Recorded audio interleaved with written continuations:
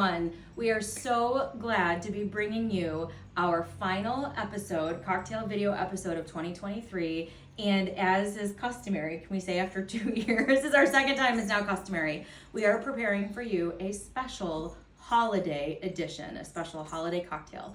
So with us today, we've got quite a crew with us. As always, we have Stephanie, our cocktail engineer. We have Brooke behind the scenes, and then down the line, some familiar faces to all of you. We've got Let's Go Lindsay, who you might remember from our Kentucky Hug episode. We have Charlie, the owner of Whiskey Taco Foxtrot. We have Enos, who you will remember from our eggnog episode last year, and her daughter Sophie. We have our good friends Laura and Carrie, who were here for our Martini episode, and moral support Meg, who we are so glad to be joining us, as well as her hubby JD and my hubby VP, but they've ghosted and they're doing something else.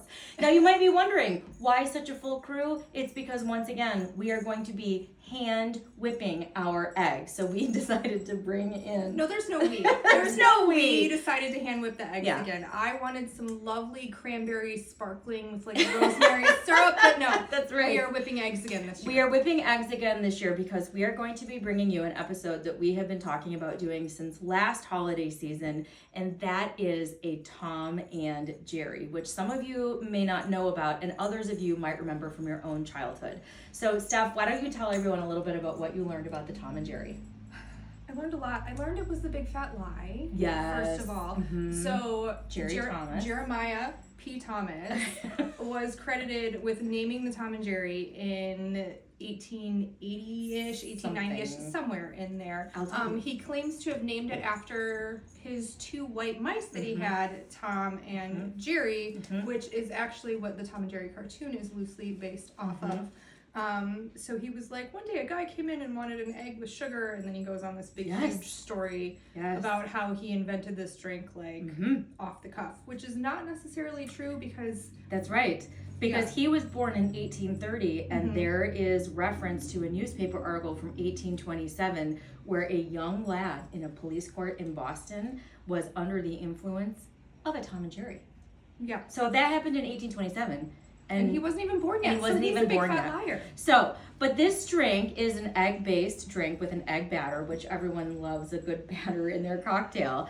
And what happened is that basically after the Civil War, this drink lost popularity. And we have a quote here from 1902, the New York Sun said that this drink seems to have vanished as absolutely as the dodo. So if you are ever out thrifting and find one of these amazing ceramic punch bowl and mug sets that are emblazoned with the Tom and Jerry logo, you should snap it up because it's a big deal. It is a big deal. So we are going to prepare all of the many things that we need to make this cocktail, and then we will be back to get mixing. Okay, so the first thing I will say is that we are creating our own recipe, which is a combination of David Embry, our Imbibe book, as well as liquor.com. So we are doing this suitable to our tastes, I feel like it's fair to say.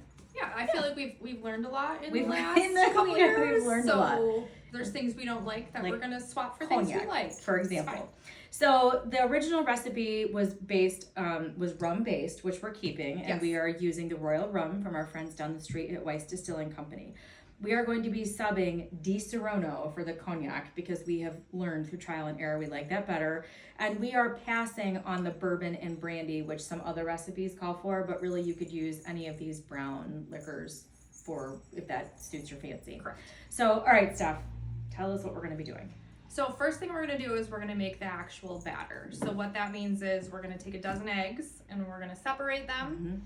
We are going to whip the egg whites into firm peaks, set those aside. We are going to beat the egg yolks until they are watery, and then we are going to add sugar. It's a ridiculous amount of sugar. Pounds of sugar, pounds literally. Of sugar, our spices and rum. And then once those are that kind of soft white color like they were for our eggnog last year, we're going to gently combine, fold in the whites to the yolk, and that's going to be our batter. And the spices, we've got cinnamon, nutmeg, and allspice. Correct. Okay? Yes. And we're omitting the cloves because nobody here lives Nobody cloves. likes them. And then explain what we're doing with the rinse for the mugs. Okay, so once our batter is made, we are going to take a hot water rinse, boiling water, rinse all the mugs to warm the mugs. Warm them. We will have our milk warmed. So to build the drink, you are going to take a tablespoon of the batter in your warmed mug. A dollop, if you will. A dollop, Okay. yes, a dollop. Okay. We are going to do an ounce of rum, an ounce of the Di Serono, and then we're going to top with the warmed milk, mix, and then top with some more spice. And that is Okay. the plan. So there are some naysayers here, I feel. Can we just say? Raise your hand if you're a naysayer.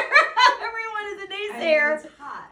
It is a, yes, I don't know. It's essentially a warmed eggnog, It's like which yes. we're Imagine that you're a Civil War soldier and it's like you're cold and you want a warm, toasty cocktail. I don't know. I would take imminent death. Yeah. So amputation's off the table. Okay, so we're gonna come back and everyone who is a naysayer is going. I'm gonna return to this and we're gonna take a poll after you can actually taste these. So I'm gonna go separate smegs. All right, we'll be right back.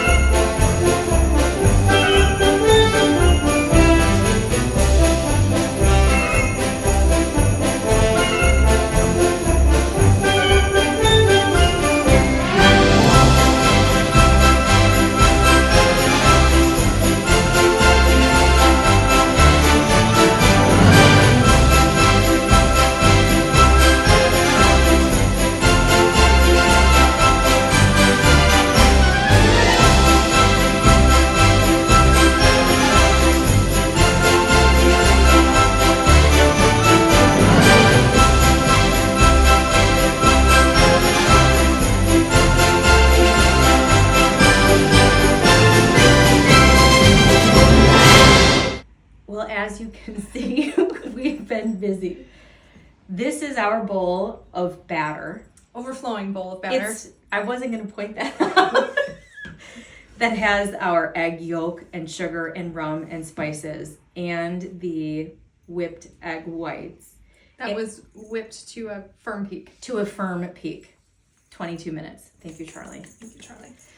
Stephanie has done a hot water rinse of the mugs to warm them. Boiled water. Yeah, it's just boiled water. Pour them in the mug. Let them sit for just a little bit. We're just heating the ceramic. The ceramic is old, so it tends to get hot pretty fast. I just realized, so it doesn't have to really sit too long. Okay. Mm-hmm. Yeah. So let it sit. Let the cup get warm, and then dump it out into our swill bucket.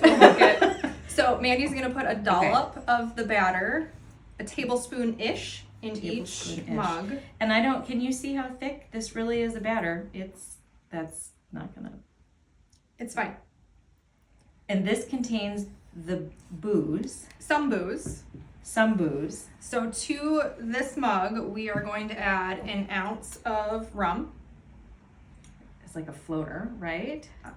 It's not really a floater at this point because we're gonna mix again. So we have an ounce of rum, an ounce of Di Serono because. Is there already rum in this? Yes, ma'am. But there's a lot of batter there. Okay. Really? Okay.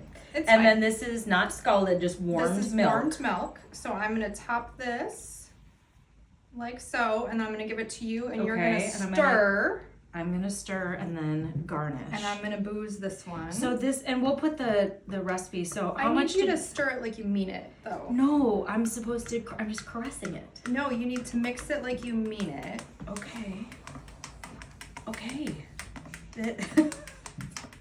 And then you can dollop that, or not dollop that. You Garnish can garnish that with a pinch of the cinnamon, nutmeg, and allspice. Okay. So let me see yours. hang on. Okay. We're topping with milk here. Somehow we're not making scrambled eggs, which I don't fully understand how this works, but it's fine. Like pancake adjacent, I feel. Boozy pancake. There's so much. It's a lot. This is why we invited everyone. We are nothing if not responsible. All right. Okay. Just stick it in there. It's fine. Okay. We're going to lose the other spoon soon, I feel. Okay. And I'm going to do a little tiny pinch. Mm-hmm. Okay. And this is a combination of cinnamon and nutmeg, right? Yes. Okay. Yes. And then everyone, we should drink with our left hand so that they can see the Tom and Jerry. And then everyone's gonna get to try one of these because, as we said, there were some naysayers. I have been so excited about this. Happy holidays to everyone who is here and who has, I'm all of a sudden emotional, who has watched and supported and been a part of this journey. I can't believe we're still doing this 2 years later with so much gratitude and wishes of peace this holiday season. Thank you. Life is short. Use the good stuff. Here's the good stuff.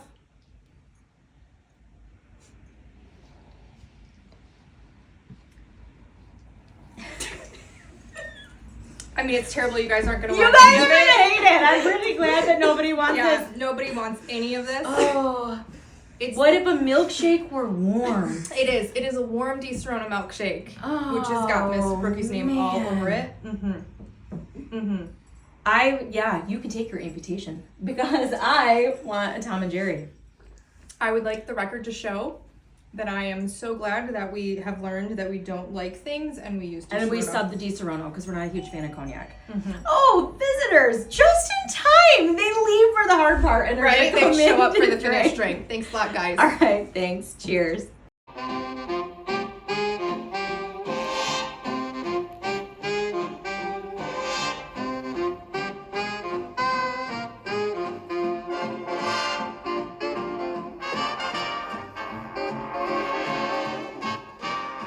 And go. And In your mouth. Put it in your mouth. Oh!